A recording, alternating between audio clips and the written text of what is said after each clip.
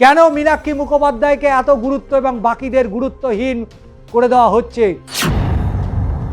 কেন দীপশিতাকে সেই আসনের জন্য ভাবা হলো না? দীপশিতাকে সেই আসনের জন্য না ভেবে মীনাক্ষীকে কেন ভাবা হলো? যে মীনাক্ষী মুখোপাধ্যায় প্রতিদ্বন্দ্বী দীপশিতা ধর।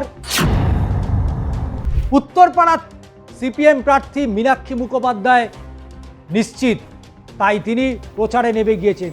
কিন্তু সিপিএমের তরুণ তুর্কি যুব প্রতিনিধিরা তারা এখনো বুঝে উঠতে পারছেন না কোথায় তারা প্রার্থী হবেন। কারণ বামেদের মধ্যে ভাঙন শুরু হয়ে গেছে এবং এখান থেকেই প্রশ্ন তুলছেন সিপিএমের নেতৃত্বরা। একা মীনাক্ষী কেন, বাকি প্রার্থীদের কেন্দ্র বলে দেওয়া হোক। চাপ হবে ফুঁসছে সিপিএমের ছাত্র যুব। মীনাক্ষীকে তার কেন্দ্রে সম্পর্কে স্পষ্ট আভাস দেওয়া হয়েছে, যার জেরে দলের মধ্যেই দাবি উঠে গেল বাকি প্রার্থীদের কেন্দ্র বলে দেওয়া হোক। কবে বলে দেওয়া হবে, কবেই বা তারা প্রচারে নামবেন? কারণ মীনাক্ষী মুখোপাধ্যায়কে প্রার্থী পদে আগাম ইঙ্গিত দিয়েছে পার্টির যুব নেতৃত্বের রোষের মুখে এখন মোহাম্মদ সেলিমরা। ব্যক্তি স্বার্থে দলকে ব্যবহার করা হচ্ছে বলে রাজ্য সম্পাদক মোহাম্মদ সেলিমের বিরুদ্ধে সরব হয়ে দল ছেড়ে বেরিয়ে গিয়েছেন প্রতিকুর রহমান। মীনাক্ষী মুখোপাধ্যায়কে হুগলির উত্তরপাড়ায় প্রার্থী পদের আগাম আভাস দিয়ে দিয়েছেন সেলিম। আর বাকিরা প্রথম প্রতীকের দল ছাড়া নিয়ে পাল্টা সরব হলেও ব্যক্তি স্বার্থের যে অভিযোগ তার চেহারাটা ক্রমে স্পষ্ট করতে হচ্ছে দলের বাকি ছাত্র যুবদের মধ্যে, যার জেরে দলের মধ্যেই দাবি উঠে গেল বাকি প্রার্থীদের কেন্দ্র বলে দেওয়া হোক।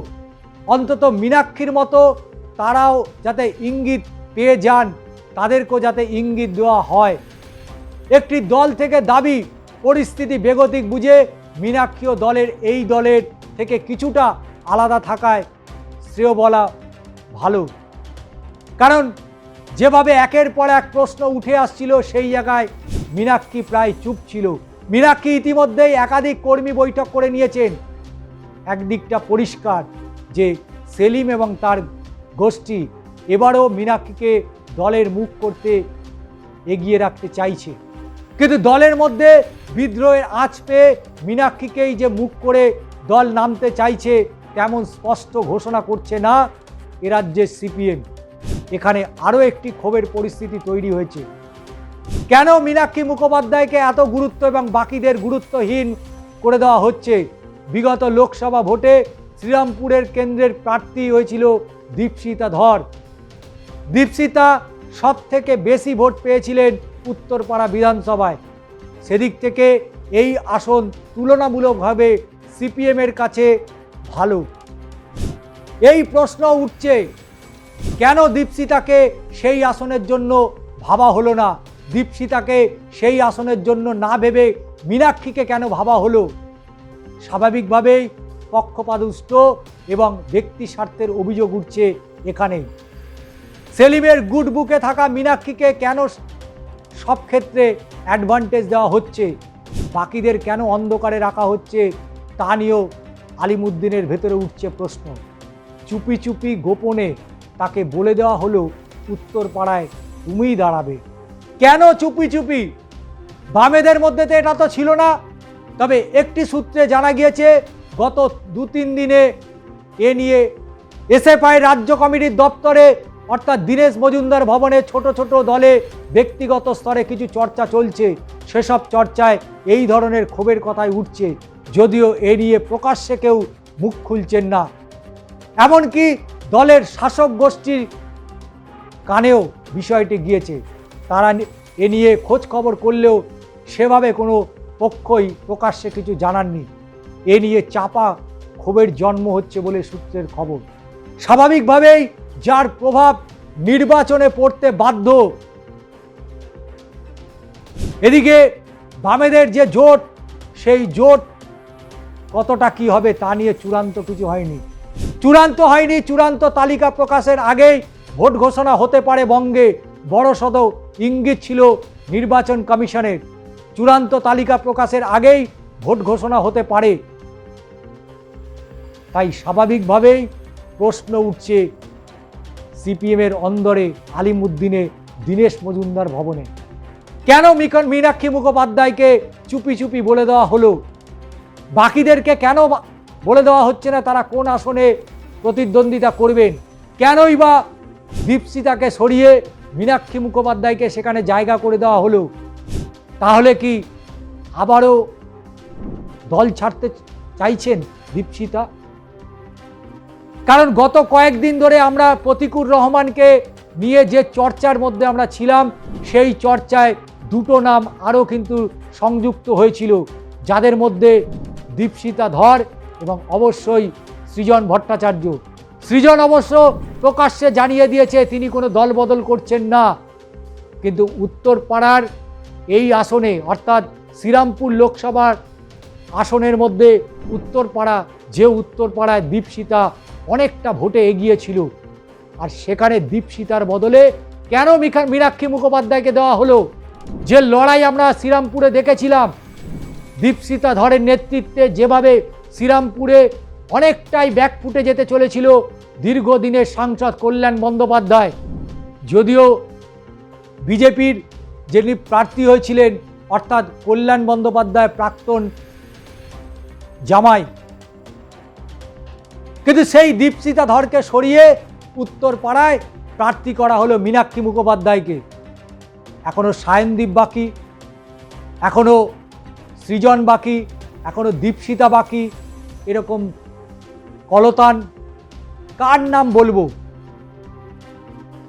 ফলে এই যে মীনাক্ষী মুখোপাধ্যায়কে কানে কানে ফুসফুস করে বলে দিয়ে উত্তরপাড়ার তাকে প্রার্থী প্রচারে পাঠিয়ে দিলেন, বাকিরা কি বানের জলে ভেসে এসছে? কেন মোহাম্মদ সেলিম তিনি একার সমস্ত কিছু দায়িত্ব নিচ্ছেন? কেন যুব নেত্রীদের হাতে ক্ষমতা বিকেন্দ্রীকরণ করছে না? আবারও ভাঙবে সিপিএম, আবারও ভাঙবে। কারণ ইতিমধ্যেই আপনারা জানেন যে ফরওয়ার্ড ব্লক তারা স্পষ্ট বলে দিয়েছে আইএসএফের সাথে জোট করুক বা ঘোট করুক, আইএসএফ যেখানে প্রার্থী দেবে সেখানে ফরওয়ার্ড ব্লক প্রার্থী দেবে। সিপিএম তাদের কটা আসন দেবে কি দেবে না সেটা নিয়ে একেবারেই মাথা ঘামাতে চাইছেন না নরেন চট্টোপাধ্যায় বা সঞ্জীব চট্টোপাধ্যায়রা। তারা শুধু ভাবছে তাদের যে পছন্দের আসন সেই পছন্দের আসনেই তারা প্রার্থী দেবেন। এদিকে নওশাদ সিদ্দিকীর আসন নিয়ে কেন গুরুত্বপূর্ণ 50টি আসন, কোথায় কোথায় গুরুত্বপূর্ণ? আইএসএফের নওশাদ সিদ্দিকী বারবার সেলিম সুজন বিমানদেরকে বুঝিয়েছেন, কিন্তু তারা বুঝতে চাইছেন না, আর যে কারণে জোটের অঙ্ক এখন তলানিতে এসে দাঁড়িয়েছে। এবং কবে জোট হবে, কবে তারা প্রার্থী তালিকা প্রকাশ করবে, কোথায় সিপিআইকে ছাড়বে, কোথায় ফরওয়ার্ড ব্লককে ছাড়বে, কোথায় আরএসপিকে ছাড়বে, কোথায় বা আইএসএফকে ছাড়বে, এবং সর্বোপরি সিপিএম বা কোথায় প্রার্থী দেবে, যা নিয়ে চূড়ান্ত কোনো এখনো সিদ্ধান্ত নিতে পারেনি আলিমুদ্দিন। কিন্তু যুব নেতা নেত্রীদের সঙ্গে যে ব্যবহার করে যাচ্ছে মোহাম্মদ সেলিমরা, সেই ব্যবহারে একেবারেই সন্তুষ্ট বা খুশি নন। তারা বিদ্রোহের পথে নেমেছে। হয়তো আগামী দিনে এই ছাত্র যুবরা যারা আগামীর সিপিএমকে পথ দেখাতে পারে, তারা ধীরে ধীরে অন্য কোনো রাজনৈতিক দলে নাম লেখাতে পারে। টার্গেট মীনাক্ষী মুখোপাধ্যায়। সামনাসামনি প্রত্যেকের সাথে প্রত্যেকের বন্ধুত্ব রয়েছে, সহানুভূতি রয়েছে, কিন্তু মীনাক্ষী মুখোপাধ্যায়কে চুপি চুপি উত্তরপাড়া দিয়ে দিল। আর বাকিদের ক্ষেত্রে এখনও চুপচাপ কেন আলিমুদ্দিন রয়েছে তা নিয়েও কিন্তু গুঞ্জন শুরু হয়েছে আলিমুদ্দিনের অন্দরে।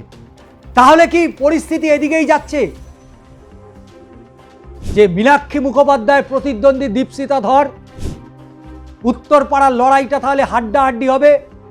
তাহলে কেন্দ্র নজর রাখতে হবে তিনটে, ভবানীপুর, নন্দীগ্রাম এবং উত্তরপাড়া। সেদিকেই কিন্তু এগোচ্ছে। কারণ দীপশিতাকে যেভাবে ব্যাকফুটে ফেলে দেওয়ার চেষ্টা করেছে যে মোহাম্মদ সেলিমরা, সেই ব্যাকফুট থেকে ফ্রন্ট ফুটে আসবে দীপশিতা ধর। এমন কোনো সভা নেই, এমন কোনো সমাবেশ নেই, এমন কোনো মিছিল নেই যেখানে দীপশিতাকে দেখা যায়নি বা দেখা যেত না। তাহলে দীপশিতার সাথে কেন এরকম বিমাতৃসুলভ আচরণ করলো আলিমুদ্দিন? তাই মীনাক্ষী মুখোপাধ্যায়ের প্রতিদ্বন্দ্বী হিসাবে উঠে আসছে দীপশিতা। তাহলে কি নতুন করে তৃণমূলের ঘর কি আরও সংখ্যা বাড়বে? তৃণমূলের সংখ্যা আবার খানিকটা বাড়বে। প্রতীকের পথ ধরেই কি দীপশিতা তাহলে শাসক দল তৃণমূল কংগ্রেসের নাম লেখাবে? কারণ উত্তরপাড়ায় দীপশিতা ধরের গড়কে যেভাবে মীনাক্ষী মুখোপাধ্যায় গড় হিসাবে প্রতিষ্ঠিত করতে চলেছে এ রাজ্যের বামেরা, সেই উত্তরপাড়াতেই এবার মীনাক্ষীর প্রতিদ্বন্দ্বী হয়ে উঠবে দীপশিতা ধর। এমনটাই কিন্তু উত্তরপাড়ার বাসিন্দারা জানাচ্ছেন। তাই স্বাভাবিকভাবেই আলিমুদ্দিনের এই মুহূর্তের যা পরিস্থিতি, তারা নির্বাচনে লড়াই করবে শাসকের বিরুদ্ধে না নিজেদের বিরুদ্ধে নিজেরাই লড়বে। দাদা দিদির রাজনীতি এখানেই শেষ করছি। পরবর্তী ভিডিওতে অবশ্যই আপনাদের নতুন কোনো ভিডিও নিয়ে হাজির হব। আজ এই পর্যন্তই। আপনাদের মূল্যবান বক্তব্য অবশ্যই জানাতে ভুলবেন না এবং দাদা দিদির রাজনীতি আপনাদের কেমন লাগছে সেটা আপনারা জানাবেন।